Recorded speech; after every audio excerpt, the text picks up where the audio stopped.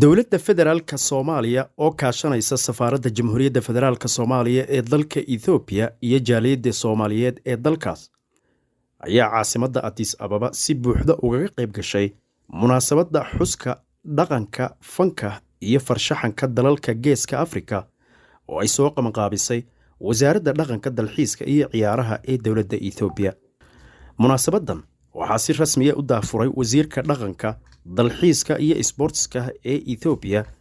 Kejela Merdesa, waxaana lagu qabtay fagaaraha Maskal ee Addis Ababa, iyadoo dhammaan dalalka munaasabadda ka qayb galay ay goobtaas ku soo bandhigeen arrimaha dhaqanka, fanka iyo farshaxanka ee dalalkooda.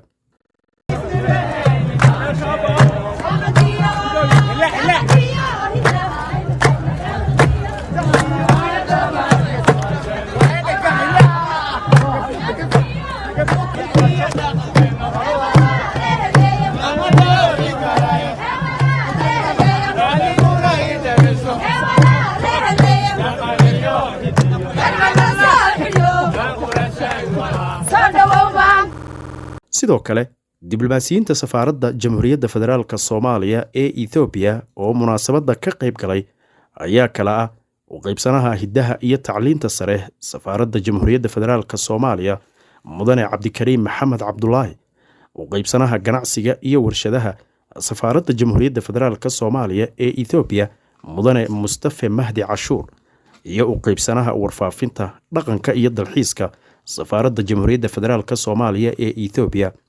waxaa sidoo kale munaasabadda isaguna ka qayb galay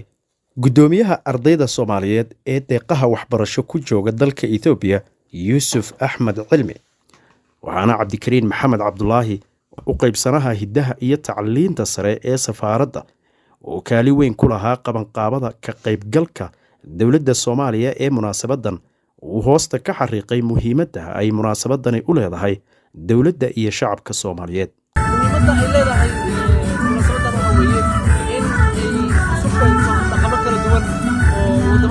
bariga Afrika waxa lagu soo bandhigay ciyaaro kala duwan, wadooyin kala duwan iyo qalab kala duwan oo farshaxanka ah oo ay sameeyaan wadamadan caankana ay ku yihiin wadamada bariga Afrika.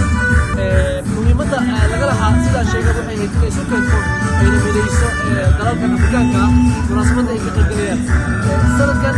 aad bay u ballaaran tahay oo wasaaradda aad ay u ballaarisay xiriiro kala duwan ayay samaysay, matalaad gaar ah ayay u muujisay. safaaradda Jamhuuriyadda Federaalka Soomaaliya ee dalka Ethiopia iyo diblomaasiyiinta ka howlgala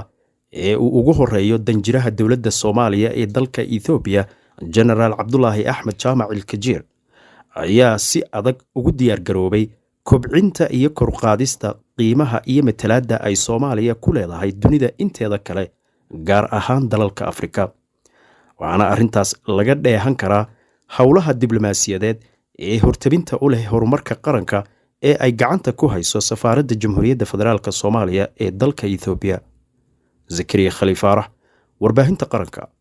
Addis Ababa, Ethiopia.